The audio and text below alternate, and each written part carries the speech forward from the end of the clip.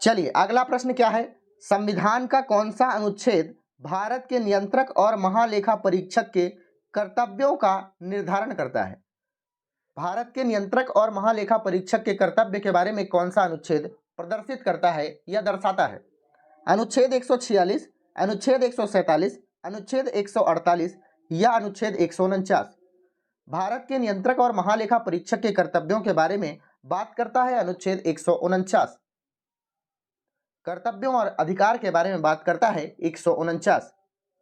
आपको बता दूं 146 अनुच्छेद क्या कहता है कि जो भारत का नियंत्रक और महालेखा परीक्षक होगा प्लस उच्चतम न्यायालय के जितने भी खर्चे होंगे, खर्चों के बारे में बात करता है अनुच्छेद 146।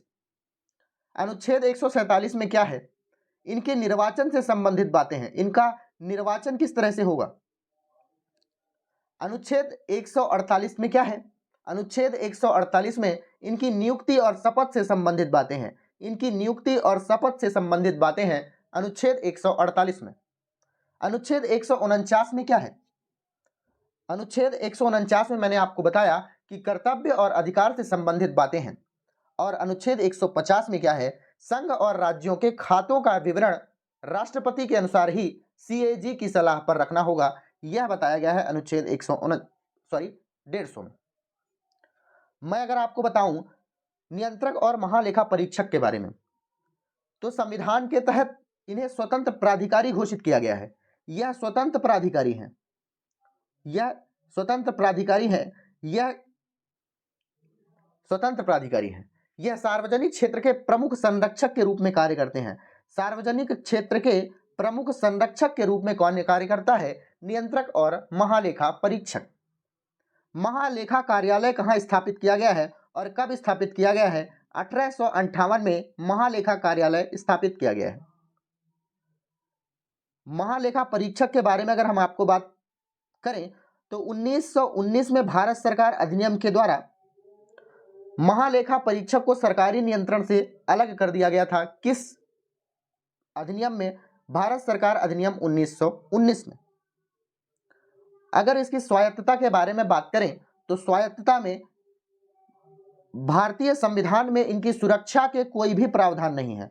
सुरक्षा के कोई भी प्रावधान नहीं है नियंत्रक और महालेखा परीक्षक के। साथ में सेवानिवृत्ति के बाद यह भारत सरकार के अंतर्गत भी काम नहीं कर सकते और राज्य सरकार के अंतर्गत भी काम नहीं कर सकते। मतलब यह काम नहीं कर सकते, प्राइवेट सेक्टर में काम कर सकते हैं। इनका कार्यकाल अगर आपसे पूछा जाए, इनका कार्यकाल कितना होता है? इनका कार्यकाल होता है 6 वर्ष समाप्त हो जाए या फिर 65 वर्ष के पूरे हो जाएं। या तो 6 वर्ष पूरा हो जाए या तो 65 वर्ष पूरा हो जाए। इनके हटाने का प्रावधान मैंने आपको पिछली वीडियो में बताया है कि जो मुख्य चुनाव आयुक्त होते हैं उनका, नियंत्रक और महालेखा परीक्षक होता है उनका, उच्च न्यायालयों और उच्चतम न्यायालयों के न्यायाधीशों को हटाने का प्रावधान सेम होता है। क्या प्रावधान होता है?